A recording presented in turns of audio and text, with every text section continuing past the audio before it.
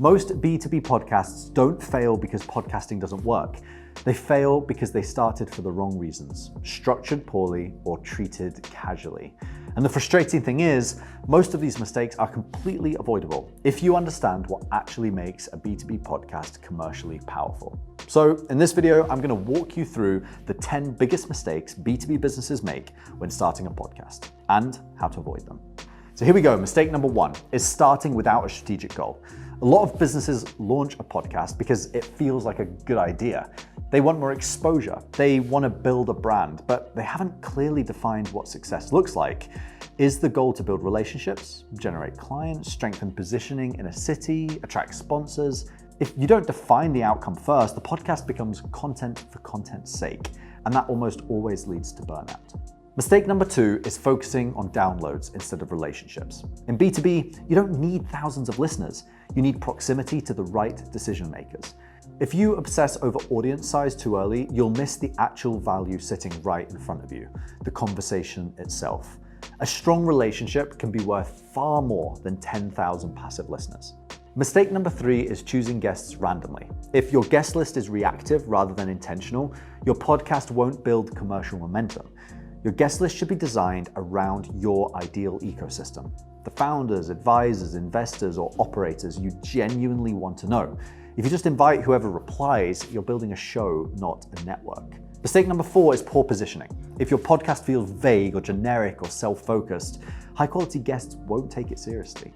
Your show needs a clear identity. Is it city-based or industry-based, growth stage focused? Clarity builds credibility, and credibility increases acceptance rates and long-term value. Mistake number 5 is treating it like a short-term experiment. This is a big one because a B2B podcast is not a 3-month campaign. It's a compounding channel. The first few months build familiarity and the next phase builds momentum. But the real ROI often shows up in 12 to 24 months in. If you expect immediate results, you'll likely quit before it has time to work. Mistake number 6 is weak production standards. You don't need a Hollywood studio, but you do need it to look professional with good audio, clean visuals, and a consistent look and feel. In B2B, perception matters. If the production feels sloppy, it subtly lowers how people perceive your brand. Quality signals professionalism. Mistake number 7 is not batching recordings. Many founders underestimate how draining it is to schedule and record one episode at a time in a scattered way. Batching saves time, maintains momentum, and makes the workflow sustainable. Without batching, it becomes another constant task rather than a structured system. Mistake number 8 is failing to repurpose properly. Recording a 45-minute episode and only publishing the full version is a massive missed opportunity.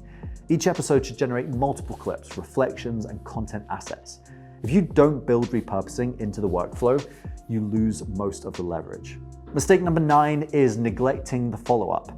This is arguably the most costly mistake of all. The podcast is not the end of the interaction, but it's the beginning.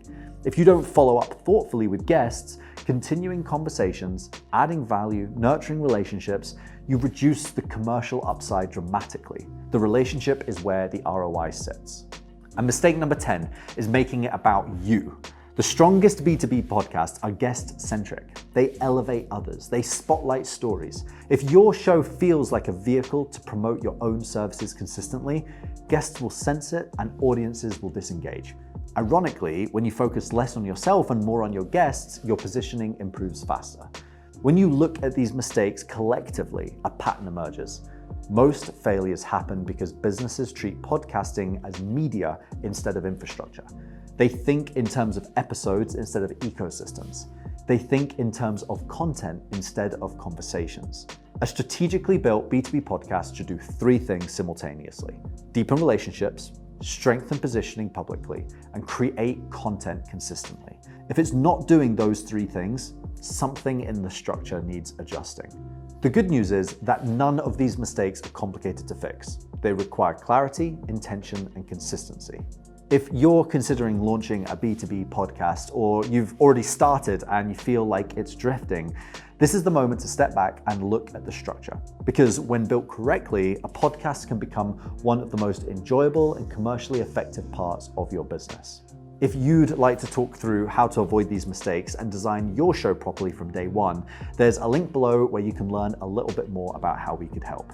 We can look at your goals, your market, and whether a podcast makes strategic sense for you. Thanks for watching. Hope you learned lots, and I'll see you in the next one.